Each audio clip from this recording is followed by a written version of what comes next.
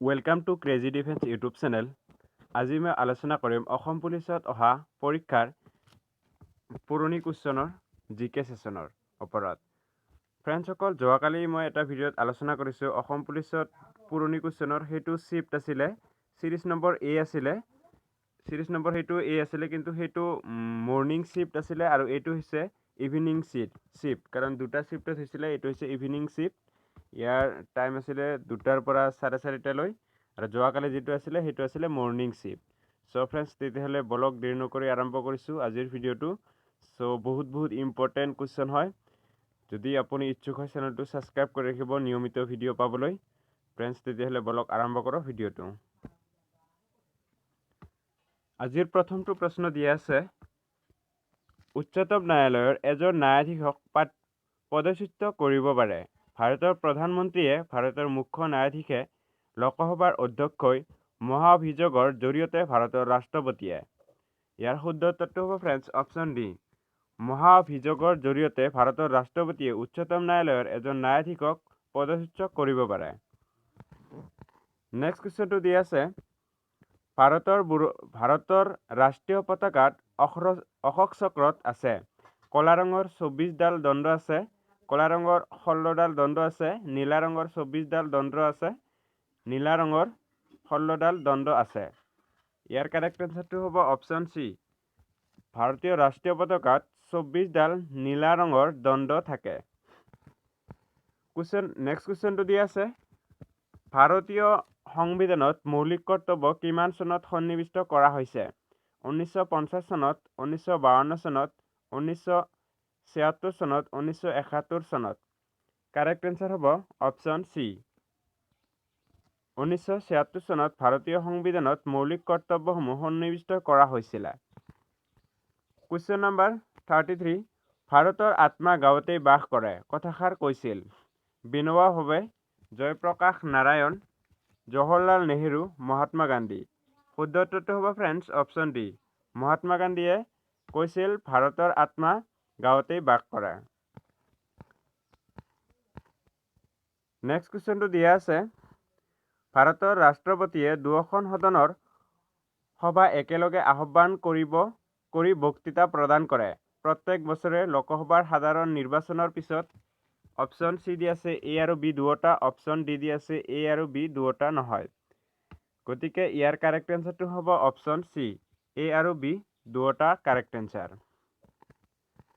Next কুৱেশ্যনটো দিয়া আছে, ভাৰতীয় সংবিধানৰ মতে ভাৰতবৰ্ষৰ বিষয়ে অভিহিত কৰে পৰিসংঘ, সংঘ, ৰাজ্যৰ সংঘ এটাও নহয়। কাৰেক্ট এনচাৰ হ'ব অপশ্যন চি, ৰাজ্যৰ সংঘ হ'ব কাৰেক্ট এনচাৰ। নেক্সট কুৱেশ্যনটো দিয়া আছে, ভাৰতৰ সংবিধানৰ কোনটো মৌলিক অধিকাৰক ডক্টৰ বি.আৰ. আম্বেদকাৰে হৃদয় আৰু আত্মা বুলি কৈছে? ধৰ্মৰ অধিকাৰ, শিক্ষাৰ অধিকাৰ, সম্পত্তিৰ অধিকাৰ, সাংবিধানিক প্ৰতিকাৰ কৰাৰ অধিকাৰ। কাৰেক্ট এনচাৰটো হ'ব অপশ্যন ডি, সাংবিধানিক প্ৰতিকাৰ কৰাৰ অধিকাৰ। নেক্সট কুৱেশ্যনটো দিয়া আছে, লোকসভালৈ ভাৰতৰ ৰাষ্ট্ৰপতিয়ে কিমানজন সদস্য মনোনীত কৰে? বহুত ইম্পৰ্টেণ্ট কুৱেশ্যন আৰু কনফিউজৰ কুৱেশ্যন। লোকসভালৈ ভাৰতৰ ৰাষ্ট্ৰপতিয়ে কিমানজন সদস্য মনোনীত কৰে? ইয়াৰ কাৰেক্ট এনচাৰ হ'ব অপশ্যন এ, 2জন সদস্যক মনোনীত কৰে। কুৱেশ্যন নম্বৰ 38, লোকসভাত কিমানখন আসন SC আৰু STৰ বাবে সংৰক্ষণ কৰা আছে? অপশ্যন দিয়া আছে 69 আৰু 30, 79 আৰু 40, 89 আৰু 50। প্ৰতি সাধাৰণ নিৰ্বাচনক পিছত পৰিৱৰ্তিত হয়। ইয়াৰ কাৰেক্ট এনচাৰটো হ'ব ফ্ৰেণ্ডসকল, এই কুৱেশ্যনটোৰ এনচাৰ আপোনালোকে কমেণ্ট কৰি জনাব আৰু নোৱাৰিলে মই নেক্সট ভিডিঅ'ত কৈ দিম। 38 নম্বৰ কুৱেশ্যন। 39 নম্বৰ কুৱেশ্যন দি আছে, ভাৰতৰ উপৰাষ্ট্ৰপতি মুৰব্বী হয় লোকসভা, ৰাজ্যসভা, বিধানসভা, সংসদ? আমি সকলোৱে জানো ভাৰতৰ উপৰাষ্ট্ৰপতি মুৰব্বী হয় ৰাজ্যসভাৰ। অপশ্যন বি হ'ব কাৰেক্ট এনচাৰ, কাৰণ ভাৰতৰ উপৰাষ্ট্ৰপতি ৰাজ্যসভাৰ সভাপতি হয়। নেক্সট কুৱেশ্যনটো দিয়া আছে, আন্তৰ্জাতিক তাৰিখ ৰেখাই সূচায় 0 ডিগ্ৰী লংগিটিউড, 90 ডিগ্ৰী ই লংগিটিউড, ইকুৱেটৰ, 180 ডিগ্ৰী লংগিটিউড। ইয়াৰ কাৰেক্ট এনসাৰ হ'ব অপশন ডি হ'ব কাৰেক্ট এনসাৰ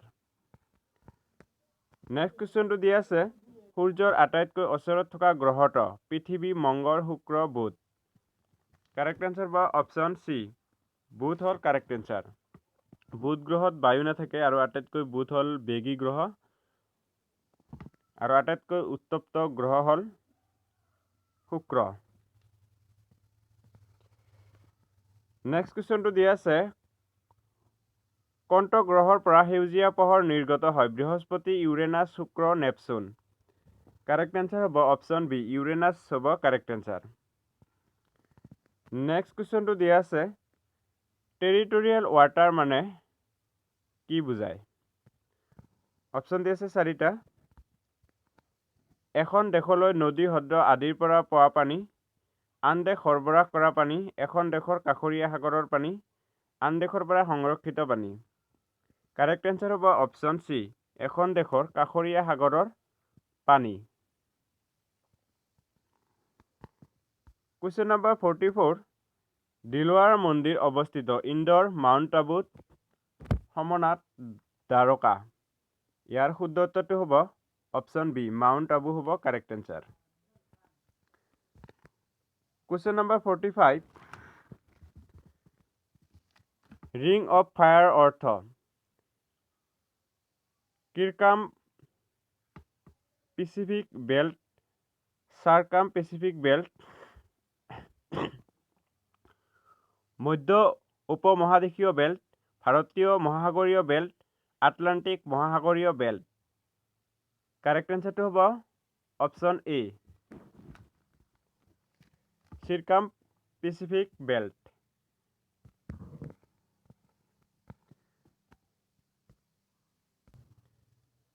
নেক্সট কুৱেশ্যনটো দিয়া আছে ভগৱান বুদ্ধৰ প্ৰকৃত নাম আছিল দুষ্মন্ত সিদ্ধাৰ্থ সমৰ সিদ্ধান্ত ইয়াৰ শুদ্ধ উত্তৰটো হ'ব ফ্ৰেণ্ডছ অপশন বি ভগৱান বুদ্ধৰ প্ৰকৃত নাম আছিল সিদ্ধাৰ্থ নেক্সট কুৱেশ্যনটো দিয়া আছে তলৰ কোনটো ভিটামিনৰ অভাৱত স্কাৰ্ভি ৰক্ত হয় vitamin A vitamin B vitamin C vitamin D correct answer হ'ব অপশন চি চি ভিটামিনৰ অভাৱত স্কাৰ্ভি ৰোগ হয় কুৱেশ্যন নম্বৰ 48 তেজৰ দ্বাৰা বেছিভাগ অক্সিজেন পৰিবাহিত হয় প্লাজমাত দ্ৰৱীভূত হয় পানীত দ্ৰৱীভূত হয় হিমোগ্লোবিনত সংযুক্ত হয় আয়নিক ফৰ্ম হিচাপে প্লাজমাত মিলিত হয় ইয়াৰ কাৰেক্ট এনসাৰটো হ'ব ফ্ৰেণ্ডছ অপশন চি হিমোগ্লোবিনত সংযুক্ত হয় নেক্সট কুৱেশ্যনটো দিয়া আছে ষ্টপছ হৈছে এক উপাদানৰ গঠিত পৰমাণু জীৱৰ আছে বিভিন্ন নিউট্ৰনৰ সংখ্যা ইলেক্ট্ৰনৰ সংখ্যা প্ৰটনৰ সংখ্যা পাৰমাণৱিক সংখ্যা কাৰেক্ট এনসাৰ হ'ব ফ্ৰেণ্ডছ অপশন এ নিউট্ৰনৰ সংখ্যা কুৱেশ্যন নম্বৰ 50 জিনৰ উৎকৃষ্ট বৰ্ণনা হৈছে দীঘল এডাল এমিন এচিডৰ শৃংখল দীঘল দুডাল এমিন এচিডৰ শৃংখল দীঘল এডাল দীৰ্ঘ নিউক্লিয় এচিডৰ শৃংখল দীঘল দুডাল নিউক্লিয় এচিডৰ শৃংখল ইয়াৰ কাৰেক্ট এনসাৰটো হ'ব ফ্ৰেণ্ডছ অপশন ডি দীঘল দুডাল নিউক্লিয় এচিডৰ শৃংখল কুৱেশ্যন নম্বৰ 51 মানুহ ৰাজনৈতিক প্ৰাণী বুলি কোনে কৈছিল Socrates Plato Dante Aristotle correct answer হ'ব অপশন ডি এৰিষ্টটলে কৈছিল মানুহ ৰাজনৈতিক প্ৰাণী কুৱেশ্যন নম্বৰ 52 শিশু সাহিত্যিক কৃতি হয় বিক্ৰম শেঠ জৱাহৰলাল নেহেৰু ৰবীন্দ্ৰনাথ ঠাকুৰ অৰুন্ধতী ৰায় ইয়াৰ কাৰেক্ট এনসাৰ হ'ব option C Rabindranath Thakur next কুৱেশ্যনটো দিয়া আছে লিভিং হিষ্টৰী নামৰ আত্মজীৱনীৰ লেখক হ'ল Margaret Thatcher Benazir Bhutto Monica Lewinsky Hillary Clinton correct answer হ'ব অপশন ডি হিলাৰী ক্লিণ্টন হ'ব correct answer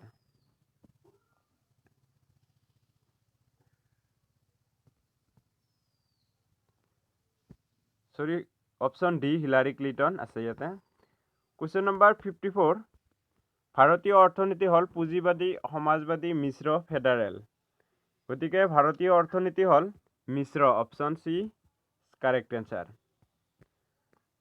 question number 55, national stock exchange অবস্থিত গুৰুগ্ৰাম, মুম্বাই, কলকাতাত, চেন্নাইত। কাৰেক্ট অ্যান্সাৰ হ'ব অপশ্যন বি, মুম্বাইত অৱস্থিত।